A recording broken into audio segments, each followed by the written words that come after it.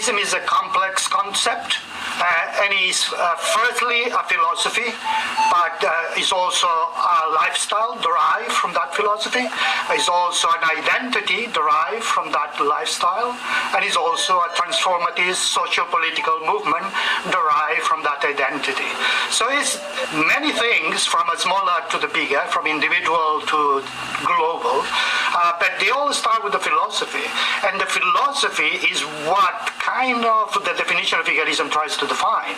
It doesn't really go beyond that. It says definition of veganism, not definition of the vegan identity or the vegan movement. It says the definition of veganism, and it starts saying it's a philosophy and a way of living. So it implies that it's more than a philosophy that also manifests itself in a way of living, which is true. We know that some philosophies are very internal, nothing changes, nobody can tell what's the philosophy of another person by just looking at their face, but you can tell the philosophy of a vegan by looking at their behavior, because the behavior will tell you what they reject. But we do have a very precise historical recollection of how the philosophy was discussed and the definition was developed.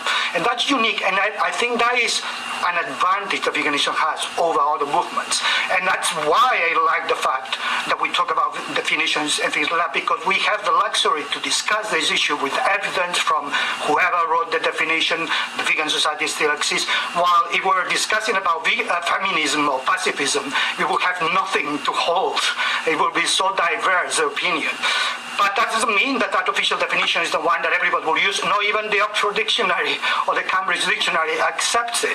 So therefore, it's almost like we're talking about two types of definitions. The one that the vegans choose, the ones of the club of vegans, we decide that. And the external one, that non-vegans decide and put upon us, like the dictionaries. And they might not match. They might not be the same. But it doesn't matter, because our role is to define our definition. Other people might choose to define it differently, and that definition might change and evolve, but we should just stick to our role. And our role is, if we have a philosophy that hasn't changed, because the philosophy hasn't changed, then if there was a definition that worked 20 years ago, or 80 years ago, or 50 years ago, and it still works now, there's no need to change it, because the philosophy hasn't changed. So that's my position.